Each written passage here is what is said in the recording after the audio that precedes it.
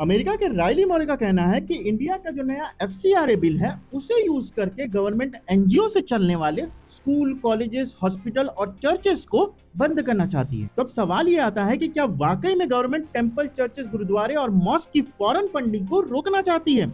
बिल्कुल नहीं। क्या गवर्नमेंट किसी भी एनजीओ की फंडिंग को रोकना चाहती है जिसकी वजह से स्कूल, कॉलेजेस और हॉस्पिटल चल रहे हैं? बिल्कुल नहीं। तो फिर आखिर ये लोग इतने परेशान क्यों हैं? इसको समझने के लिए कुछ शॉकिंग केसेस सुनाता हूँ। ओक फार्म एक एनजीओ है जो फार्म प्रोड्यूस पे अपनी रिपोर्ट बनाता है।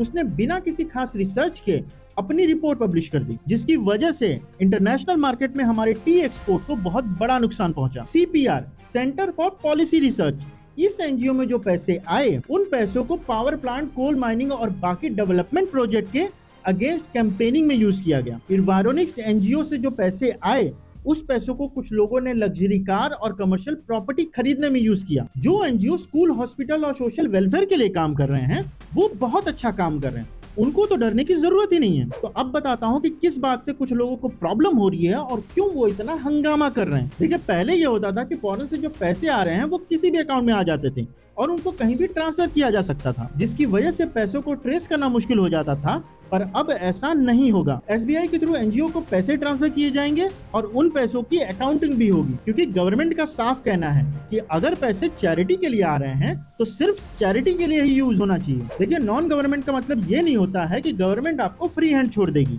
और अगर गवर्नमेंट ट्रांसपेरेंसी और अकाउंटेबिलिटी को बढ़ा रही है तो इसमें दिक्कत क्या है? और आपको ये बात समझनी चाहिए कि बहुत सारी ऐसी कंट्रीज हैं जो एनजीओ के जरिए भारत के डेवलपमेंट को रोकती हैं और प्रोटेस्ट को फंड करती हैं, बेसलेस रिसर्च करती हैं ताकि भारत की इमेज को इंटरनेशनली खराब की जा सके। अब आप सोचिए कि ऐसे पैसे कितने लोगों का ब्रेन वॉश कर सकते हैं और हमारे देश की इकोनॉमी को कितना नुकसान पहुंचा सकते हैं।